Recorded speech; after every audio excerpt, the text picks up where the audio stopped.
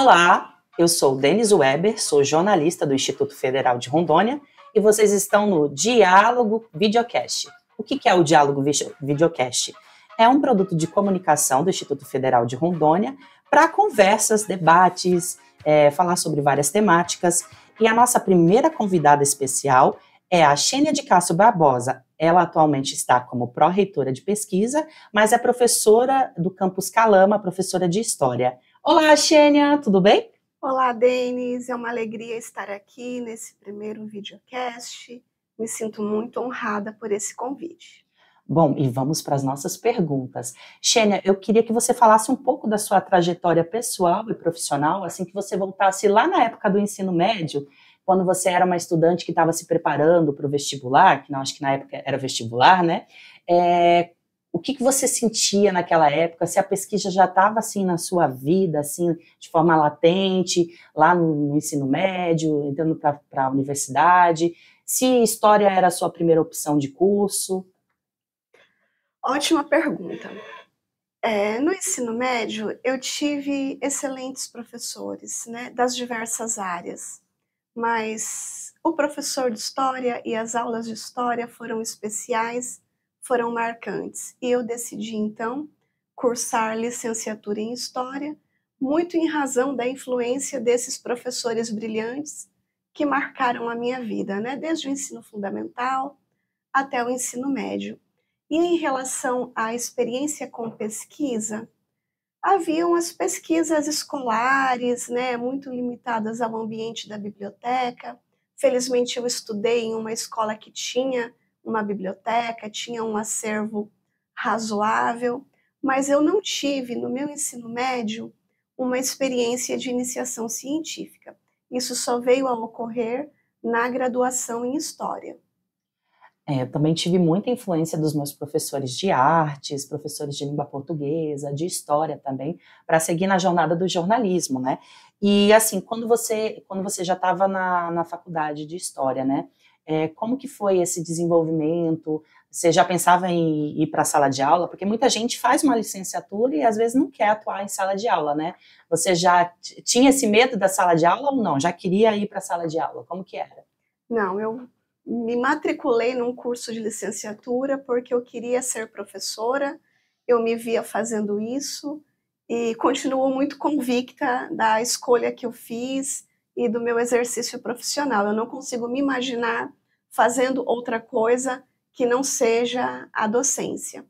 Mas na universidade, além da docência, né, que era a perspectiva principal do curso, eu fui apresentada a um grupo de pesquisa.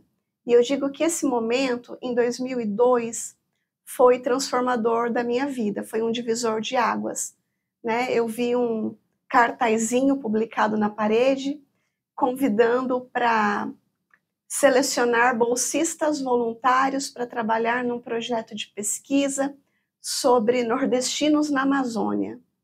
E tinha que conhecer uma metodologia chamada história oral, e esse processo seletivo era de um grupo de pesquisa chamado Centro de Hermenêutica do Presente, coordenado à época pelo professor Dr. Alberto Lins Caldas e pela professora Fabiola Holanda.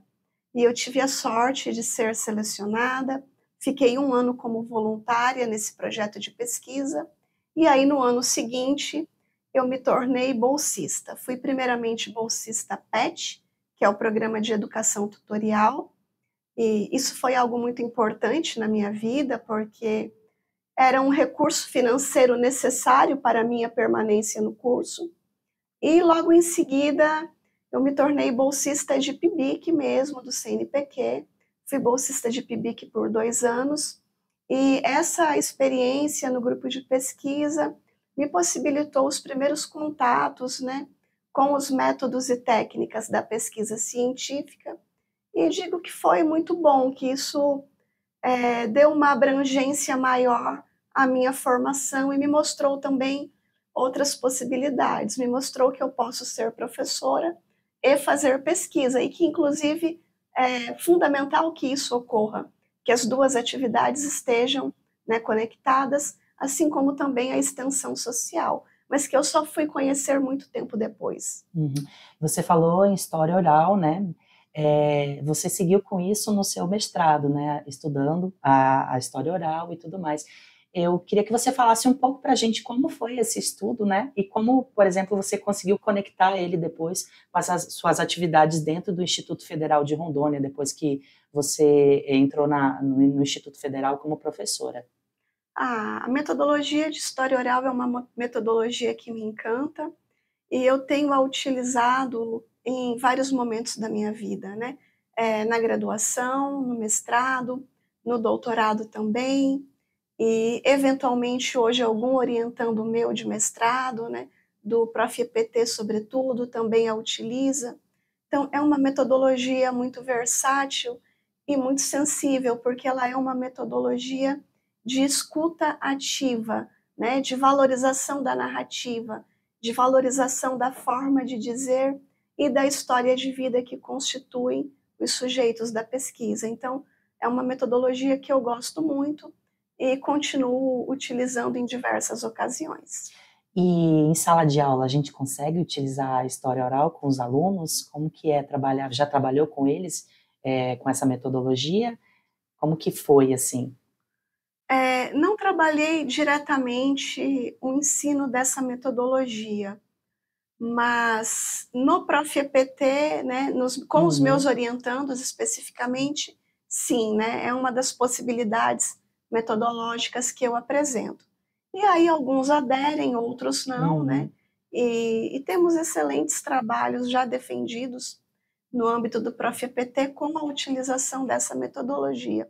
Não só por orientandos meus, mas também, né, por orientandos de outros professores do IFRO, como a professora Leidiane Felski, lá do campus de Paraná, né, que também trabalha bastante nessa perspectiva.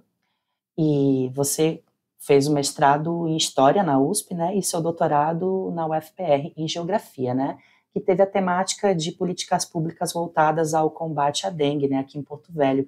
Um assunto que está muito atual, né, a gente está vivendo uma epidemia de dengue, né, e também com a vacina à disposição, né, mas ainda não tendo amplo alcance, né, gostaria que você falasse, assim, da importância, né, dessas pesquisas e da gente cobrar enquanto pessoas, enquanto instituição, para que essas políticas públicas sejam, de fato cumpridas ou que novas sejam feitas, né, para a gente cuidar de vários setores da educação, da saúde. A dengue, ela é uma patologia endêmica, né, praticamente em todo o Brasil, e infelizmente persiste ao longo do tempo como um agravo à saúde, né, de importância significativa. Infelizmente ainda é gigantesco o número de pessoas que adoecem e de pessoas que vêm a óbito em decorrência, né, das complicações da doença. E eu considero muito importante o avanço do conhecimento sobre o tema, né? O avanço das pesquisas nessa área, nas diversas perspectivas, né? Na perspectiva biomédica, na perspectiva da saúde de maneira ampla e também na perspectiva do estudo das políticas públicas, né? Das formas de gestão e de enfrentamento político e técnico desse problema. E agora a gente tem algumas perspectivas positivas, né? Com a difusão da vacina, que é uma tecnologia muito importante e que tem esse potencial aí de prevenir e contribuir também para a redução do agravo, né? Vamos para o nosso segundo bloco, que vai falar sobre as ações e projetos no IFRO, em específico da questão da pesquisa, né? Xênia, eu gostaria que você comentasse para a gente em nível geral, gostaria que você comentasse o que é a Pró-Reitoria de Pesquisa, o que a Pró-Reitoria de Pesquisa faz na questão da pesquisa, da inovação, da pós-graduação, o que a gente pode, o que as pessoas precisam saber sobre a Pró-Reitoria, como elas podem acessar a Pró-Reitoria, né? Qual a ligação da reitoria com os campi? Bom, a Pró-Reitoria de Pesquisa, Inovação e Pós-Graduação, a PROPESP, ela é o setor responsável pela política de pesquisa, inovação e pós-graduação do IFRO. E essa política, ela é executada não só no nível da reitoria, mas no nível dos campi. Aliás, principalmente, né, no território dos campi. Então, a pró-reitoria tem esse papel mais de formulador, né, de orientador, e os campi têm a função executiva. E é uma pró-reitoria bastante desafiadora, porque ela trata de 3 pastas complexas, né? A pesquisa, a pós-graduação e também a inovação tecnológica, né? Então, são campos complexos do conhecimento que demandam um esforço coletivo para que essas ações alcancem resultados positivos que contribuam para o desenvolvimento institucional e que contribuam também para o avanço do conhecimento científico e também para o desenvolvimento de nosso estado, de nossa região, de nosso país. E eu gostaria de que você comentasse para a gente, as pessoas às vezes acham que a pesquisa é uma coisa muito distante do dia a dia delas, mas eu queria que você falasse sobre essa questão da pesquisa estar no nosso dia a dia, né? Através dos produtos que a gente utiliza, todos os produtos, elas vieram da curiosidade de alguém, né? Que viram um problema ali, precisavam de uma solução, e elas foram lá e se proporam a pesquisar, a fazer esse produto e tudo mais. Eu queria que você comentasse de forma geral como a pesquisa está no nosso dia a dia. Isso que você fala é muito importante e é algo que eu sempre digo para os meus alunos, né? Não se faz pesquisa quando se tem certeza, quando já se sabe, quando já se tem, né, um conhecimento consolidado. O que motiva o desenvolvimento de pesquisa é a curiosidade e são os problemas reais que existem nos diversos ambientes, né? Então, a partir dessa observação, dessa curiosidade, dessa percepção de que há um problema que precisa ser resolvido, é que os projetos de pesquisa, né, em regra, são formulados. O que a gente pode esperar futuramente, assim, um futuro próximo, nessa área da pesquisa dentro da instituição, dentro do Instituto Federal de Rondônia? Bom, nós estamos trabalhando para executar o PIP, que é o Programa Institucional de Pesquisa, e tradicionalmente ele contempla todos os anos a publicação de 5 editais, né? O edital de iniciação científica, o edital de iniciação tecnológica, o edital de renovação, o edital primeiros projetos e eventualmente também de projetos integradores. Nós, nesse momento, estamos trabalhando no edital de primeiros projetos e esse ano a nossa intenção é dar um enfoque diferenciado para ele. É dar um enfoque de gênero, estabelecer critérios diferenciados de pontuação para possibilitar maior equidade no acesso a esses instrumentos. Maior equidade no que se refere, sobretudo, à participação das mulheres que são mães, das servidoras que tiveram, né, filhos recentemente, que tiveram licença maternidade e que, por conta dos novos desafios da maternagem, acabaram tendo uma redução na sua produção técnica e científica. E nós sabemos que isso é um fato, né, que as vivências de parentalidade são experienciadas de maneira diferente entre homens e mulheres, entre pai e mãe, há níveis de responsabilidades e há níveis de demandas diferentes para o homem e para a mulher, e nessa relação as mulheres têm sido um pouco mais oneradas. Então nós entendemos que para que essas servidoras possam competir em igualdade de condições, é importante que a gente estabeleça, né, nesse edital e, se possível, também nos outros, critérios diferenciados que respeitem, né, a maternidade no Lattes. Assunto muito importante atual, que a gente está sempre comentando, né, ter essa paridade mesmo de oportunidades, né? E agora, uma pergunta mais pessoal, como a Xênia, pessoa e profissional, consegue lidar, né? Porque você é mãe, você é esposa, é filha, consegue lidar com tantas demandas, né? Porque você está como pró-reitora de pesquisa, mas também atua como professora do programa de mestrado em Geografia, do IFRO, do programa de mestrado de Educação Profissional e Tecnológica do Instituto, né? Como lidar com todas essas demandas, né? Assim, qual a sua experiência com relação a isso e o que você espera que melhore no futuro para você e para outras pesquisadoras? Bom, tem sido bastante desafiador, não só para mim, mas acredito que para todas as mulheres trabalhadoras, né? É sempre difícil conciliar as diversas demandas do trabalho com as demandas familiares.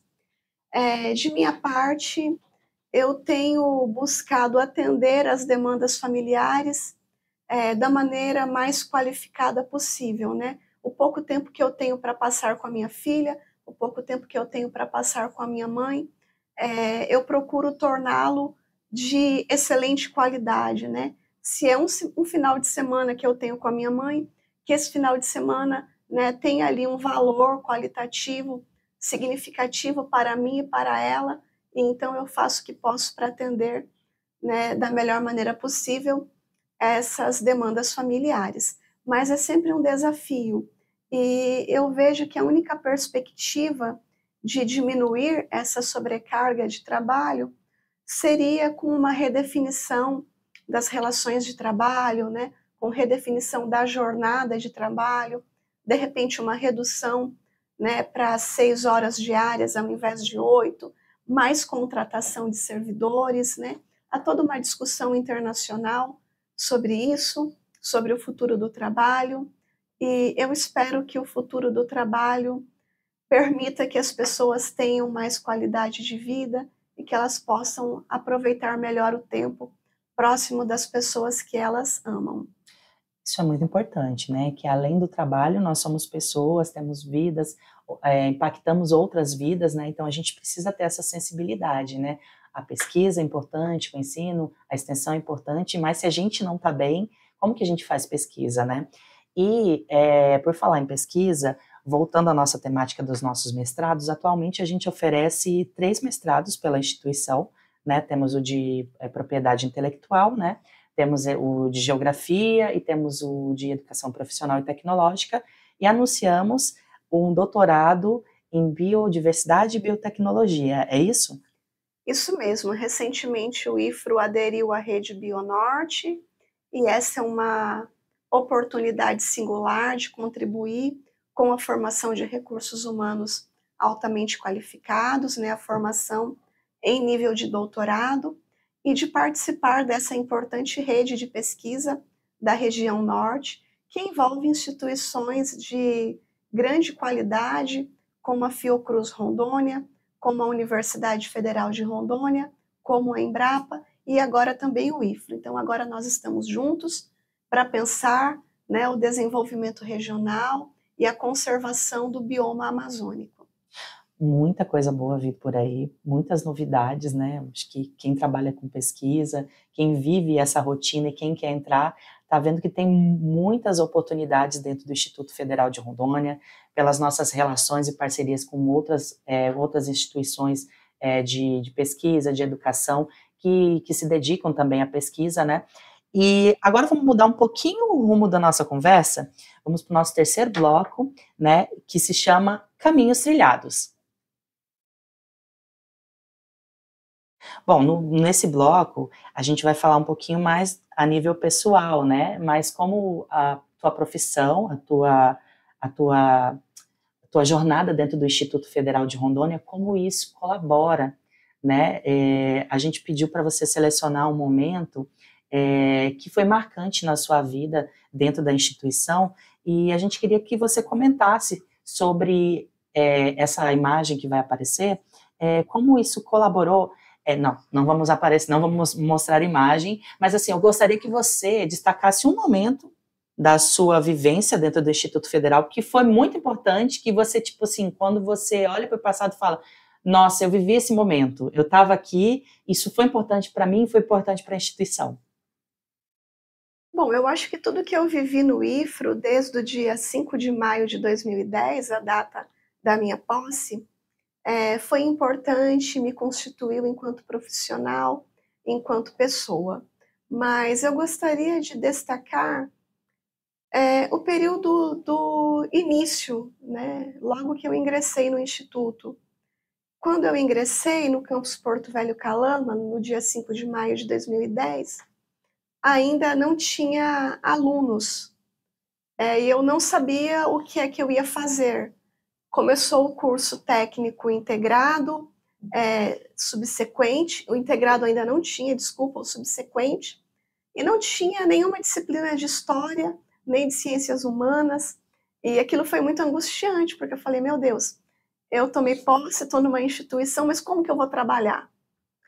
E aí eu vi uma plaquinha escrita Pró-Reitoria de Pesquisa, e o pró-reitor era um professor da Universidade Federal de Rondônia, o professor Arthur Moretti, que eu o conhecia de vista, né, mais de nome do que, não fui aluna dele nem nada, mas eu falei, eu não posso ficar aqui o dia inteiro sentada, sem ter nada para fazer. Então eu bati na porta e falei, professor, eu sou servidora, se o senhor precisar de alguma coisa, eu estou aqui. Aí ele perguntou o que eu sabia fazer. Eu falei, olha, eu sei dar aula. Aí ele, não, mas o que você sabe fazer em relação à pesquisa? Eu falei, eu fui bolsista de PIBIC. E ele falou, você sabe como que funciona o PIBIC? Eu falei, sei. Você saberia organizar um seminário de PIBIC? Eu, sim. E aí, então, naquele mesmo momento, eu fui chamada para trabalhar na Pró-Reitoria de Pesquisa, saiu a minha portaria de coordenadora de pesquisa, eu fui a primeira coordenadora de pesquisa no IFRO, na época era uma FG, hoje é uma diretoria, né, e tem uma CD, e eu contribuí por 2 anos nessa função, e foi um momento muito bom de aprendizagem e de contribuição com a instituição também, né. Eu me lembro que o IFRO não tinha bolsas de PIBIC, nós escrevemos o primeiro projeto para o CNPq, que se chamou Química e Floresta, em referência aos 2 cursos que haviam no campus de Paraná, e aí nós conseguimos 12 bolsas de PIBIT. Foram as primeiras bolsas de iniciação tecnológica da instituição.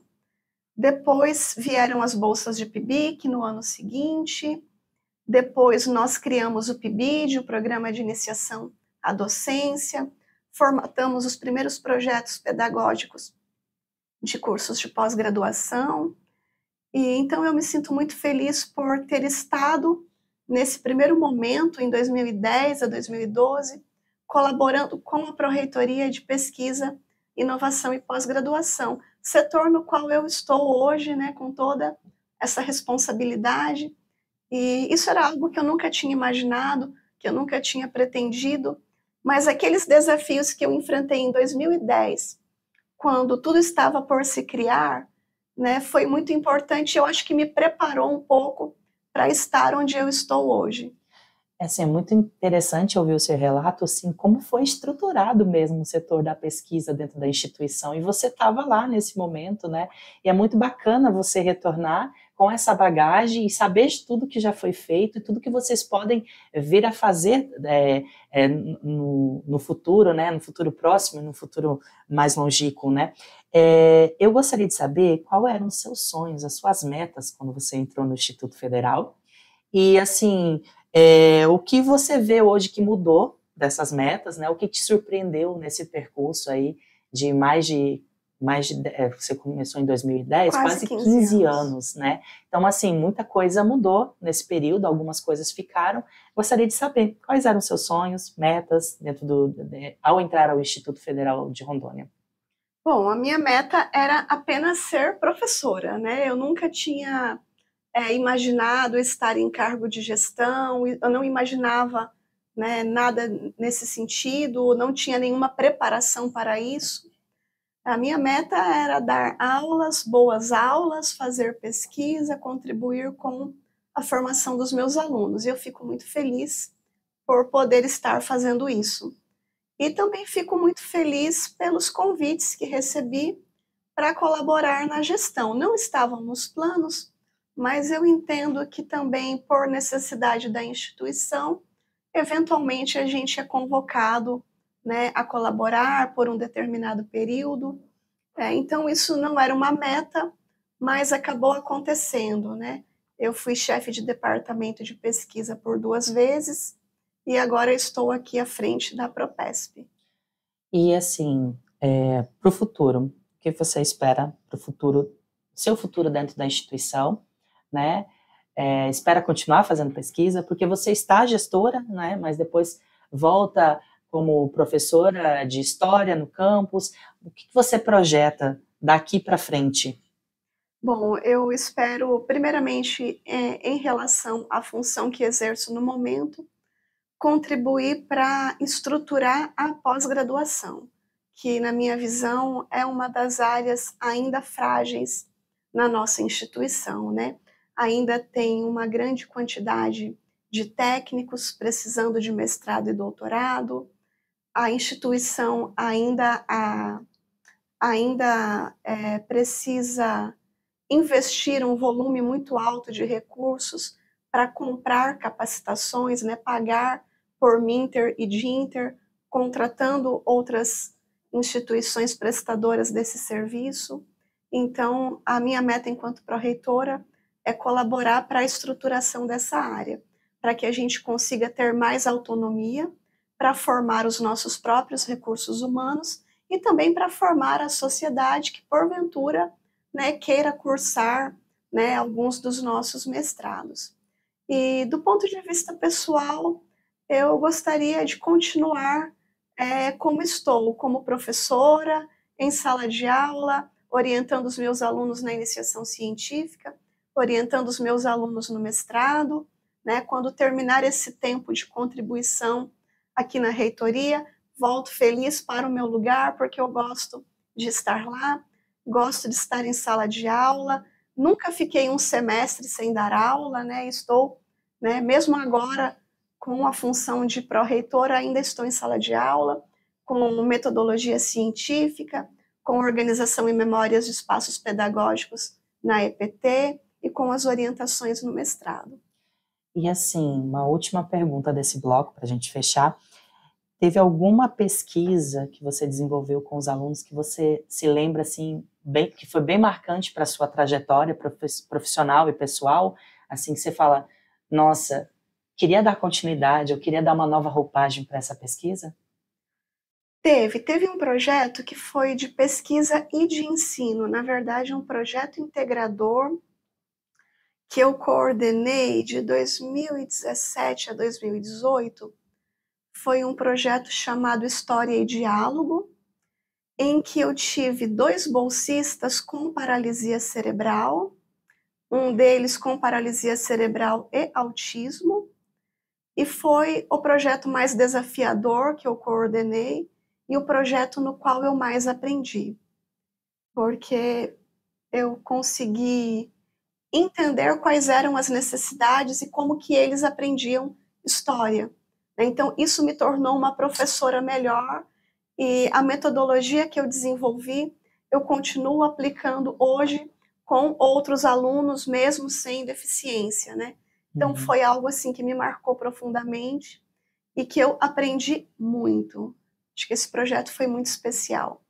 Que bacana, e eu sei que foi muito especial, porque a gente fez várias reportagens sobre, né, e toda vez que a gente lia, recebia o material, a gente ficava comovido, porque eu acho que a gente tem que andar bastante ainda na questão de inclusão, a gente já promove bastante ações de inclusão dentro da instituição, mas é uma área que a gente sempre tem que estar se atualizando, sempre tem que estar estudando, tem que sempre estar ouvindo com as pessoas que precisam e junto delas, ouvindo e fazendo com elas, né? Porque eu acho que é essa a proposta da instituição, né? A gente fazer com as pessoas. Na pesquisa, a gente tem que aprender a olhar só como objeto de pesquisa e começar a ver como pessoas, como sujeitos que estão ali, que podem participar de forma igual na pesquisa, né? Isso é muito importante, Denis. Eu considero fundamental nós estabelecermos relações horizontais, relações dialógicas, sobretudo quando se trata de pesquisa com seres humanos, né? Seres humanos não são objetos de pesquisa, são participantes, são colaboradores e demandam um outro tipo de relação que envolve, inclusive, responsabilidades compartilhadas. Uhum. Então, vamos para o nosso quarto bloco, que é o jogo rápido, né? Eu vou fazer uma pergunta e você vai ter que falar uma resposta rapidinho. Vamos lá? Então, eu queria que você falasse uma pessoa. Meu pai, Mário Chagas Barbosa. Um livro. 100 Anos de Solidão, do Gabriel Garcia Marques. Eu adoro. Um filme. Nossa, eu adoro cinema, eu gosto de diversos gêneros, mas vou retomar aqui um da minha adolescência, Indiana Jones. Isso é ótimo também. A trilogia. Um dia para você reviver. O dia em que eu cheguei em casa, que eu ganhei alta da maternidade, cheguei em casa com a minha filhinha, sã e salva. E um dia para você esquecer. Eu acho que o dia do falecimento do meu pai. Se eu pudesse, eu não o teria vivido. Uma conquista. Eu penso que a maior conquista foi o restabelecimento da saúde da minha filha. E um desafio para você. Gerir a Pró-Reitoria de Pesquisa, Inovação e Pós-Graduação. Um medo. Barata. Um sonho. A paz no mundo. O IFE para você é? Uma instituição de excelentes oportunidades de desenvolvimento profissional. De fato, o IFRO é esse mundo de oportunidades, né? Quem chega assim fica maravilhado, porque é meio que 360, né? A gente faz ensino, pesquisa, extensão, inovação. Os nossos alunos, às vezes, eles brincam que chegam de manhã e saem à noite da instituição, quase montam barraca lá, mas eles gostam, você vê eles empenhados e tudo mais na pesquisa, na extensão, né? E eu fiquei surpresa com a barata. Mas é isso, né?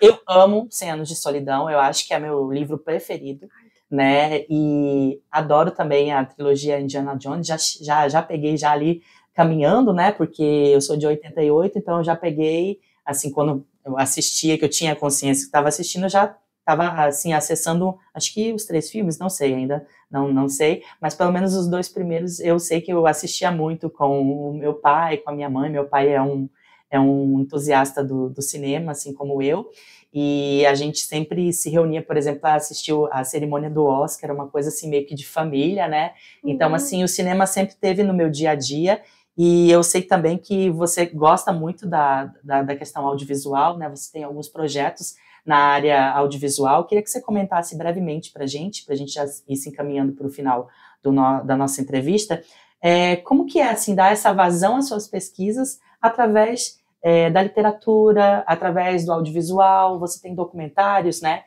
lançados já, e a gente está aí com um edital de fomento ao audiovisual, derivado da Lei Aldir Blanc, né, e eu queria que você, assim, incentivasse as pessoas a participarem, né, tipo, mostrarem que a gente, além da pesquisa que a gente publica em revistas científicas, que a gente faz matérias para o nosso portal ou para a imprensa, também tem essa parte de a gente transformar o nosso conteúdo em algo que a gente possa levar para o audiovisual, né, para a arte.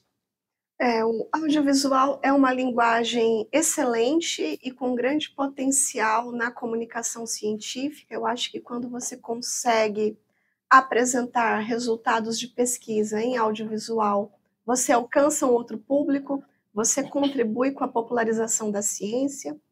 E eu sou muito grata por uma oportunidade que eu tive com recursos da Lei Aldir Blanc, que foi coordenar um projeto de audiovisual, que na verdade foi de produção de vídeos curtos de educação em saúde. Educação em saúde para o enfrentamento da Covid-19, na perspectiva do povo indígena caritiana.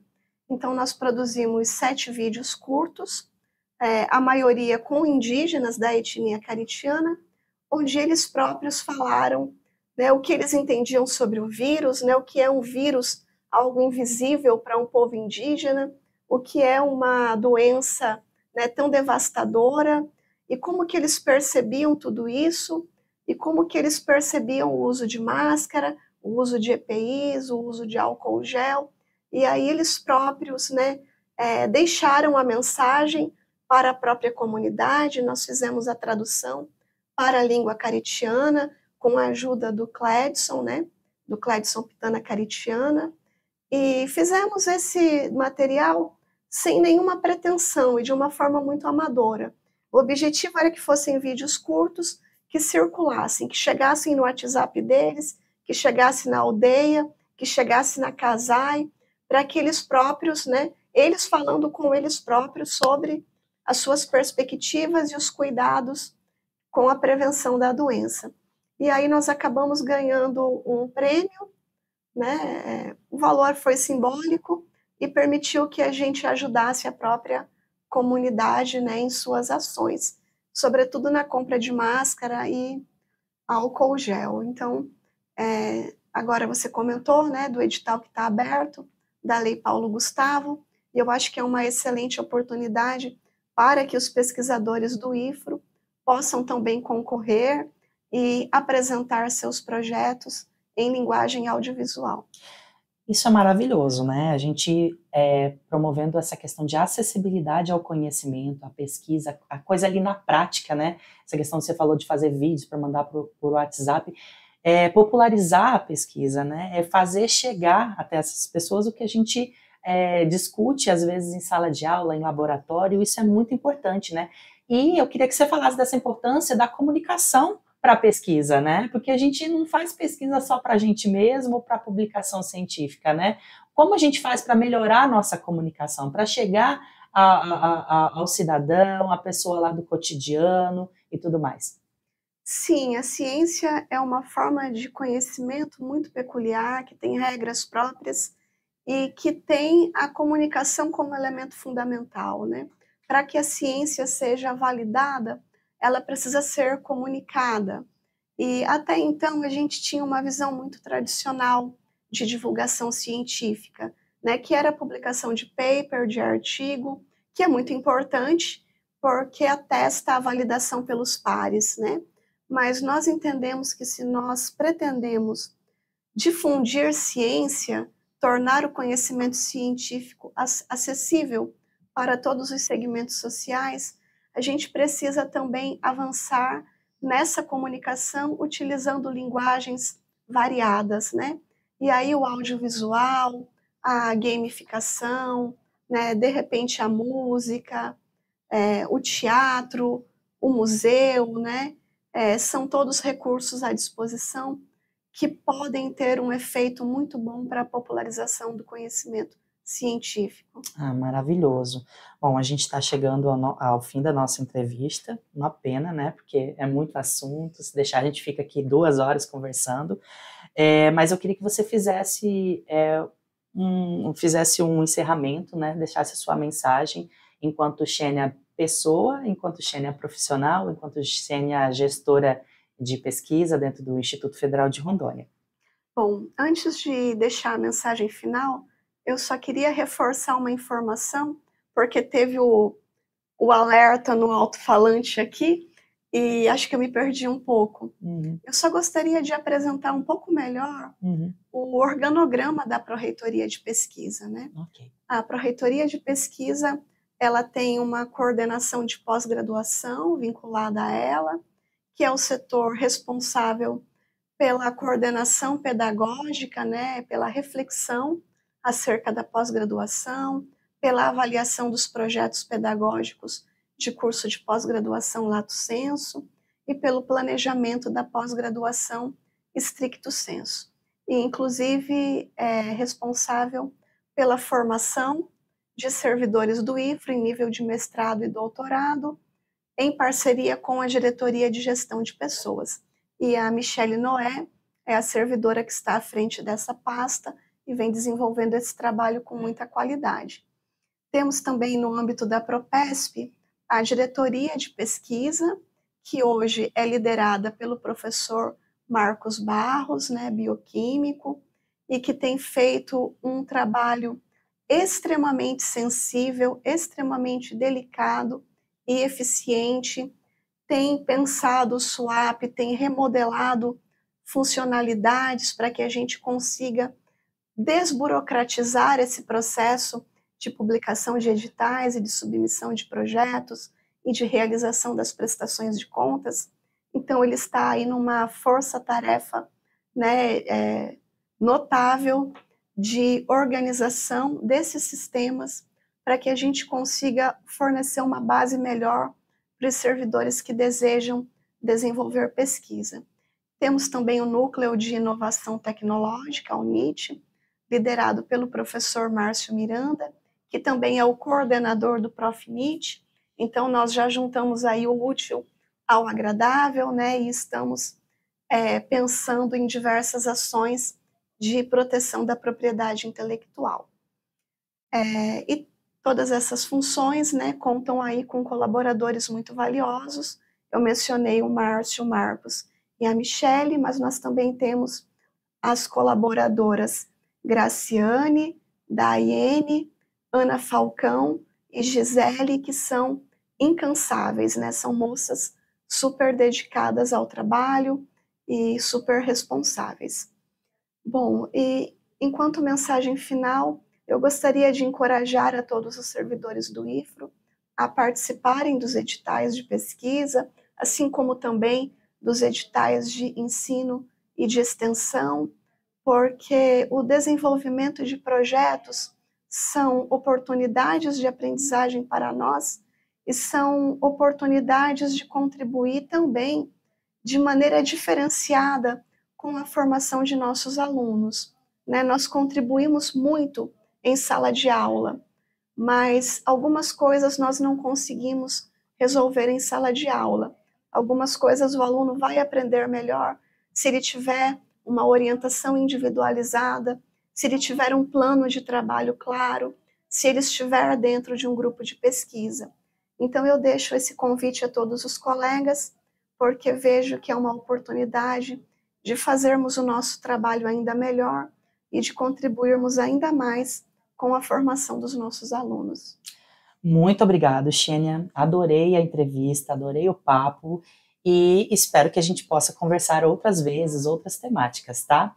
E é isso aí, pessoal. Chegou ao fim o nosso primeiro episódio do Diálogos Videocast, né, que você pode conferir no canal do IFRO no YouTube, também cortes no Instagram e no TikTok.